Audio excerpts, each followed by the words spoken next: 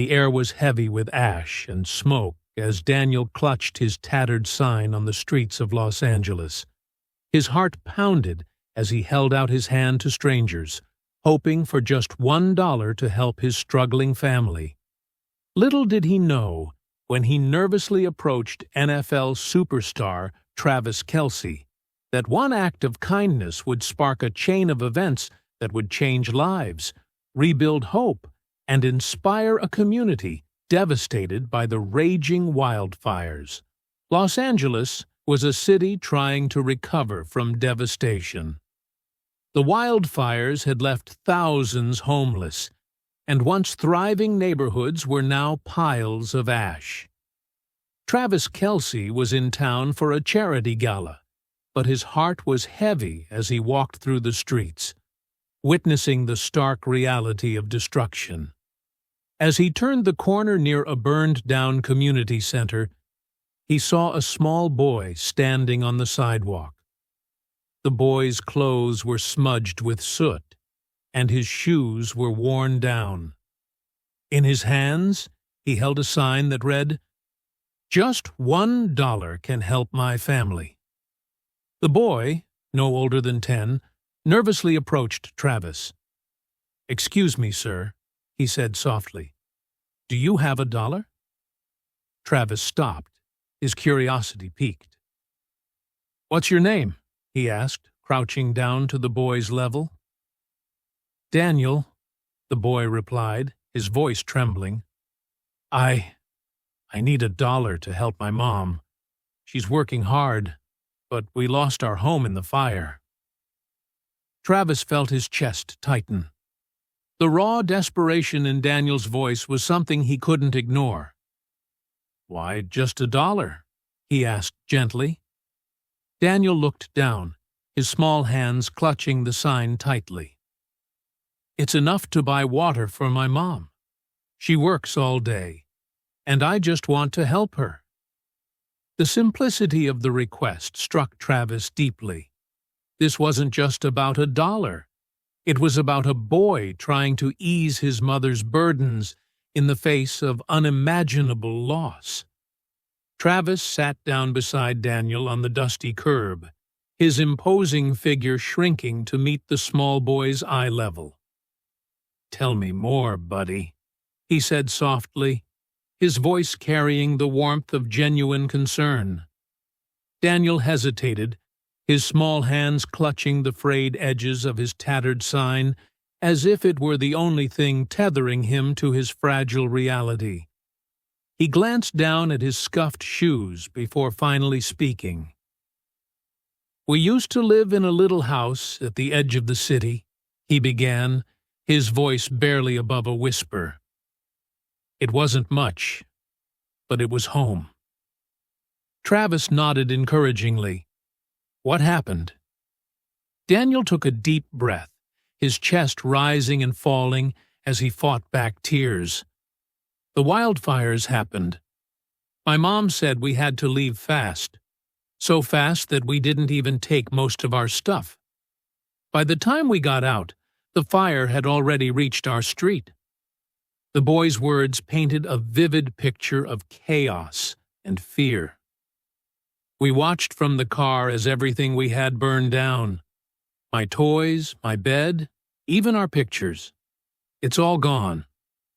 Travis's chest tightened at the thought of a child witnessing such devastation. "That must have been scary," he said gently. Daniel nodded. "Now we live in our car.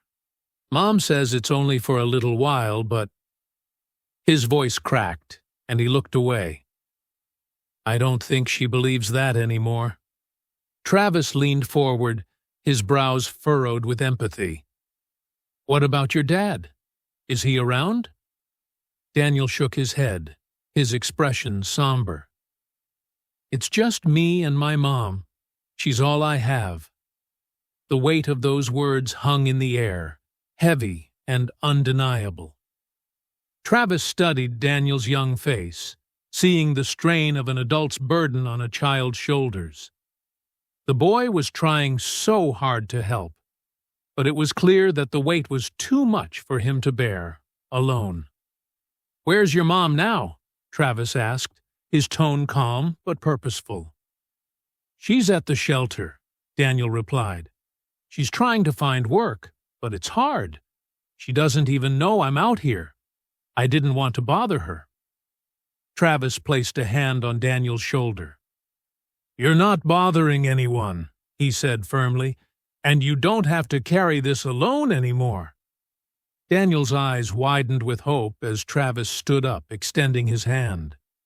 "Come on," he said. "Let's go find your mom. I'd like to meet her."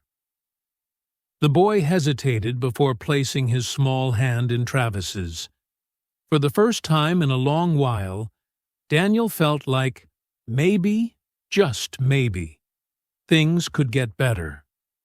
The shelter was crowded and chaotic.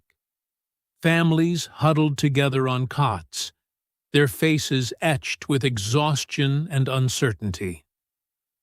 Travis and Daniel walked through the rows of people, the smell of smoke and disinfectant heavy in the air. They found Daniel's mother, Emily, sorting through donated clothes. She froze when she saw her son with Travis. "Daniel, what's going on?" she asked, her voice a mix of confusion and concern. Travis stepped forward, introducing himself. "Hi, I'm Travis Kelce," he said.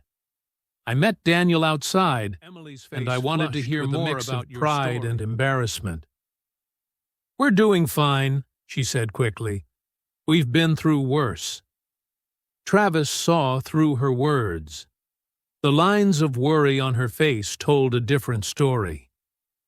"I can see you're strong," he said gently. "But sometimes, even the strongest need a little help." Before Emily could respond, a commotion erupted near the entrance. A group of families was being turned away due to overcrowding. "We're at capacity," a staff member said apologetically. "I'm sorry, but we can't take any more people." The scene hit Travis like a punch to the gut. This wasn't just about Daniel and his family. There were countless others in the same situation, struggling to find hope amidst the chaos. That night, Travis couldn't sleep.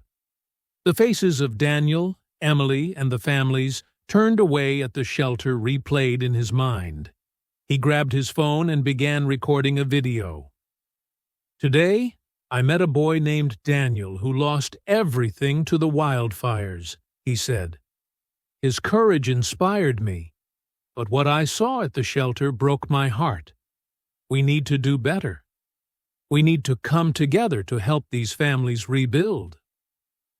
The video went viral within hours.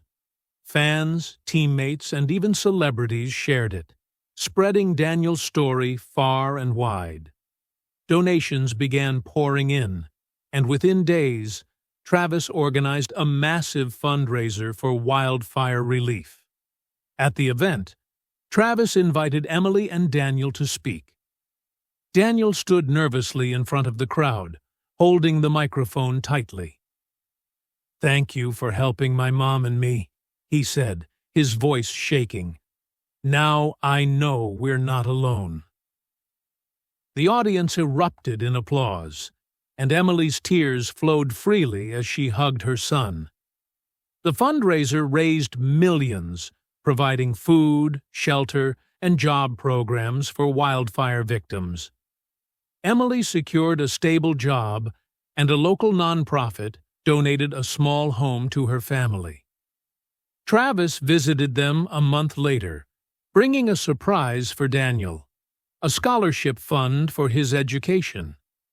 "This is for your future," he said, "so you can chase your dreams." Daniel's face lit up with joy. "Thank you," he whispered. "You didn't just give us $1. You gave us hope." The story didn't end there. Inspired by Travis's actions, communities across Los Angeles rallied to support wildfire victims. Social media campaigns encouraged donations, and new programs were launched to rebuild homes and restore hope.